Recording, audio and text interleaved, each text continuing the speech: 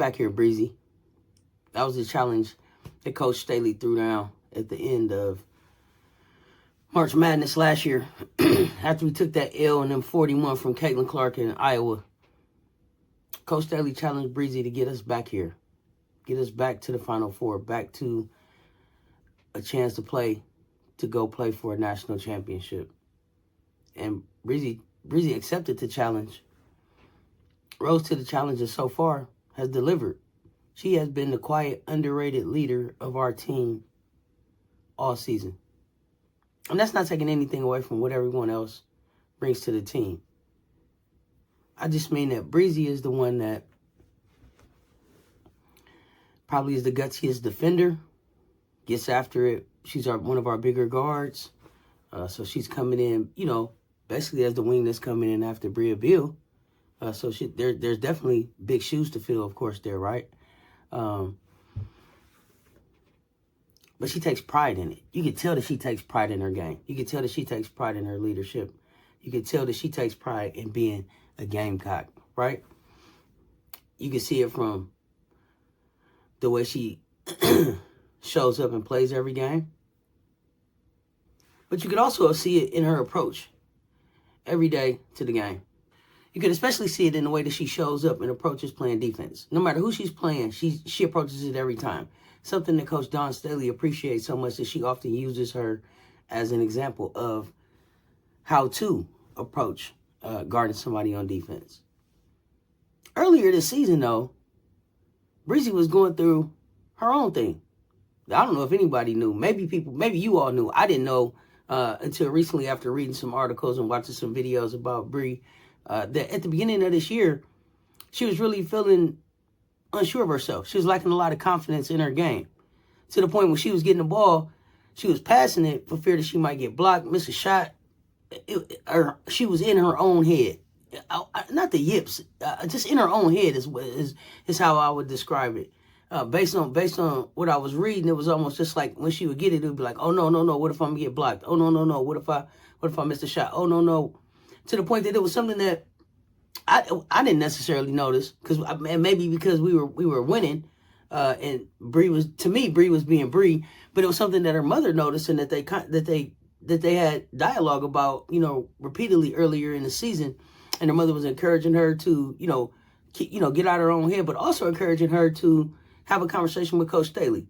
Let Coach Staley kind of know what she was going through. Let Coach Staley kind of be able to help guide her in this space, kind of be that soft space for her to be able to kind of let this stuff out, learn and grow from it, and figure out the best way to attack it. And Bree was back and forth about whether she would do it based on the article.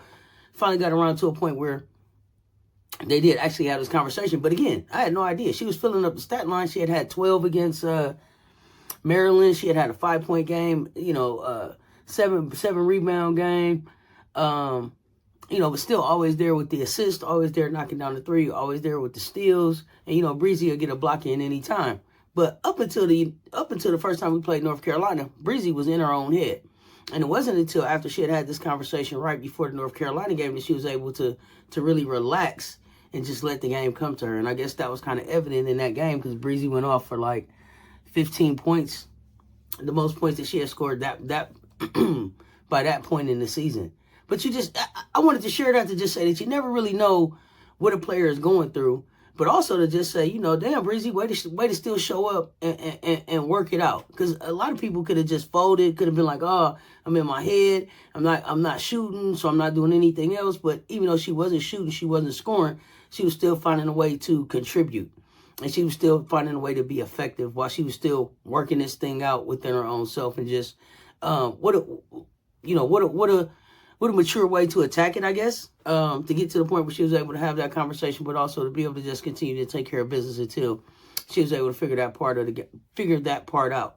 So I wanted to just take a few minutes, of course, to be able to highlight Bree Hall, because I just hadn't gotten around to being able to highlight her yet. But as I was reading that article, I was just kind of blown away that, like, man, I thought that I'm looking at her like she's got it all together on the court, and really she's struggling in her own mind, trying to figure some things out. So again, you just never know what people are going through. But again, hats off to this youngster for being able to take care of business. So favorite auntie with Uncle tendencies, and I had to come and shout at y'all about Bree. So she is a 6-foot junior out of Dayton, Ohio, y'all, coming out of Wayne High School in Huber Heights, Ohio.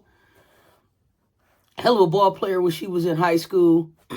She finished up as Miss Basketball, Ohio Miss Basketball, a McDonald's All-American, a Naismith All-American honorable mention, ranked number 5 as number 5 guard and number 14 overall player in the class of 2021. Ohio Prep Sports Writers Association first team All-State. She averaged 25.6 points, 7.1 rebounds, and 3.3 steals as a senior. And she was also a 2-time Greater Western Ohio Conference first team selection and also a League Player of the Year. This year, y'all, for us, she is averaging 9.7 points, 3.2 rebounds, 1.3 assists, and shooting just about 45.3 from the field. Since she got here as a freshman, she's been making an impact, okay? I'm not saying that she came in and was balling out, because everybody know when you come to South Carolina, you have to wait your turn. But Bree has waited her turn, but steadily continued to show growth and development along the way. She is, of course, a national champion. As a freshman, of course, she averaged 2.7 points, 1.5 rebounds in just about 9 minutes per game. Of course, that was the year that she helped win the national championship. In her sophomore season, she became more of a a key bench player, I guess, if you will, averaging about 5 points and 1.9 rebounds per game. And of course, taking us into that Final Four where we eventually lost to Iowa. But this junior year, this is her year.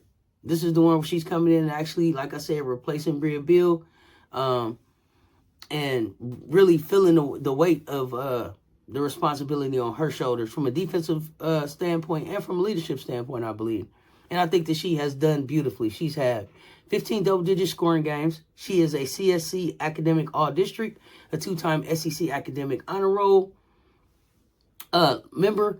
So that means she's taking care of business of the student and the athlete. So she's finding a way to balance it very well and still get her work in and still lead in the ways that she's supposed to lead this team into an undefeated season, SEC Tournament champions, and right now playing in the Sweet 16 on Friday. She is the vice chair of the SEC Basketball Leadership Council. I told y'all she was a leader.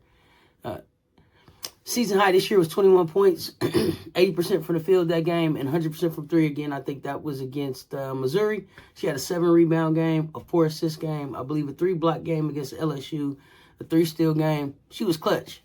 Bree is super clutch for us as well. She was clutch in both the LSU games, hitting some key threes and getting some key steals and stops right in times that allowed us in the first game to kind of finish turning the corner and get the lead to kind of close the lid on LSU, and in the second game allowing us to be able to maintain the lead and seal the deal to finish those ladies off to win that SEC tournament.